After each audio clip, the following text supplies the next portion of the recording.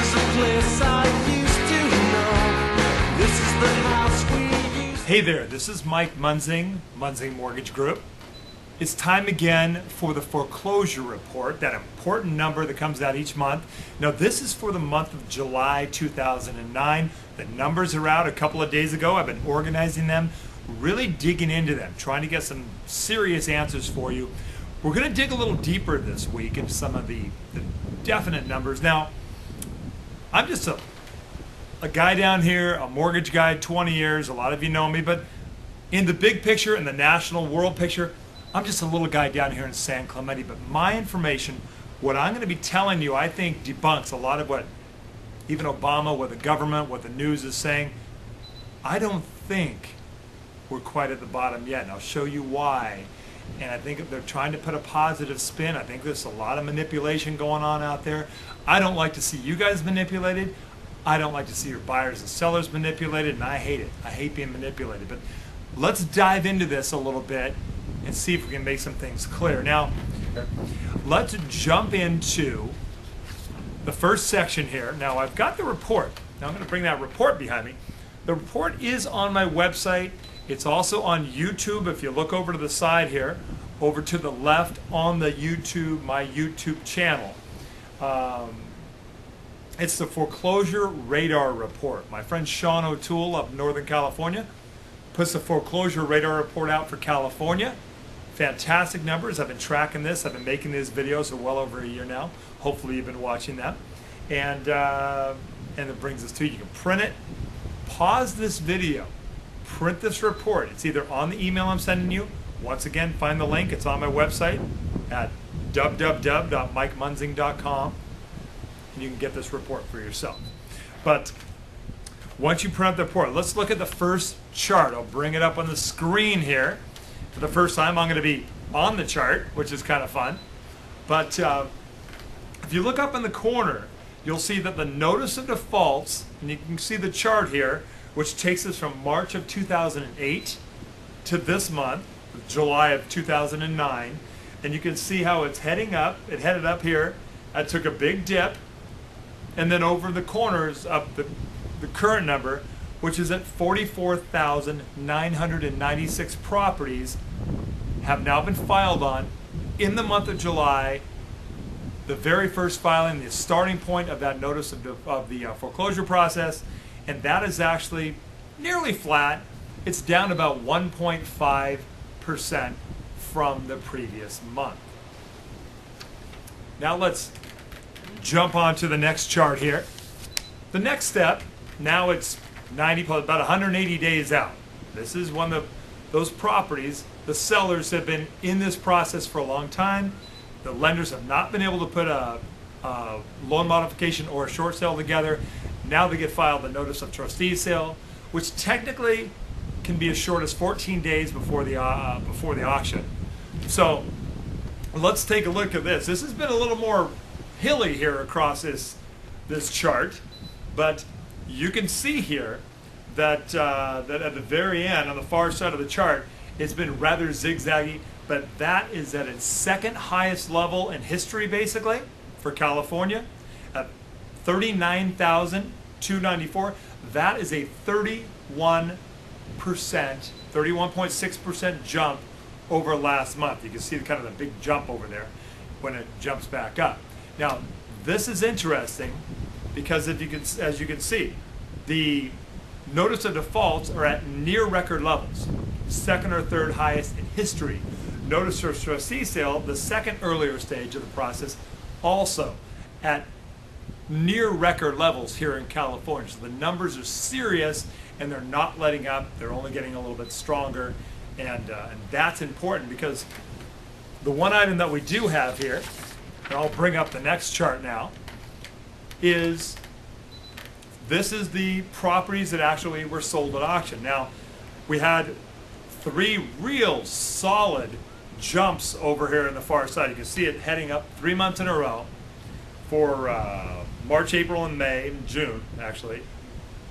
And then July dropped off. So it was a 22% drop in the actual sales, down to a level of 17,239 properties actually sold at auction. A lot of that was because of the moratoriums, the government getting involved. They're having Washington is pulling a lot of these banks out to Washington, and they're having to sit down. They're going to have to answer a lot of questions for Washington. They're really drilling them in the next few weeks. And that's going to be a problem. They did not want to have a ton of foreclosures on the books as they went into that meeting. Okay, I hope you like those charts. I'm trying to have a little fun with that and kind of make them a little clearer, a little more visible. But let's go through a couple other numbers on the report here. We're really digging into some interesting numbers. The opening bids from the lender when the lender puts that property out throughout California as an average. Now we're talking about from the existing loan amount for the loans that are out there was a discount of 39.1% from what the loan amount was. I keep saying, don't forget that the loan amount generally was 80% of the sales price. So if you took 100% sales price, 80% loan amount, they are discounting those still nearly 40%. And of that 45% of the sales that actually were completed were discounted by 50% or more. Half the value of the loans. It's amazing. We're going to dig into some of that. Sales to third parties were actually, as far as the numbers, were flat at about 2,683. But because those foreclosure sales dropped off for the month, as a percentage, it did increase a bit to about 15.6 were sold. 15.6% were sold to a third party. Somebody coming in, investor groups, you've seen them. The guys who are coming in to kind of flip these things, and that was about 15.6. For early, about a year ago, that was running at 4 or 5%. So that number's really come up. Some folks with all cash have been organizing and coming in with a little more strength on that. Okay, next, if you're following along on the report, go to the second page here.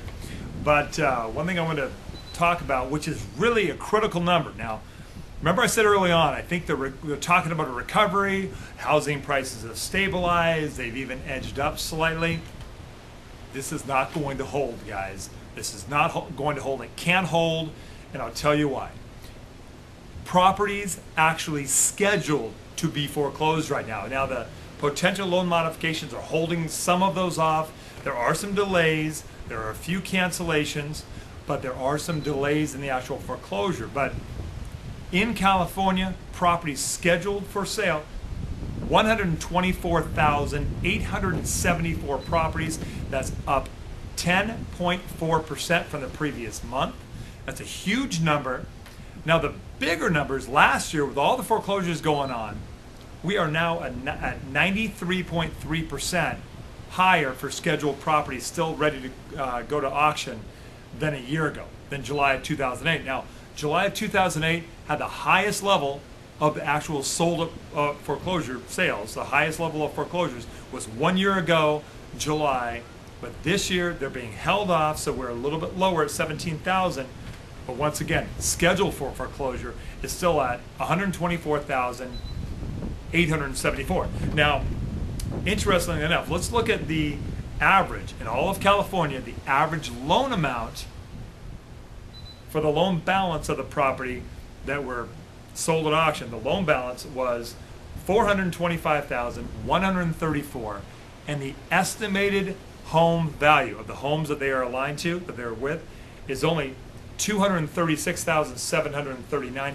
That is a negative equity position of $188,395 per property foreclosed on for the month of July.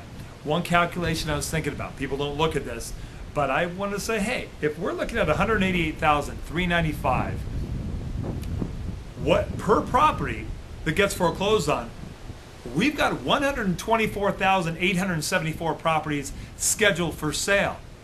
I wanted to do that math and see what kind of a number we're looking at. Loss in California, merely at the foreclosures, that's $23.5 billion being lost from the initial loan amount to the actual sales price. This is where the big hits are coming.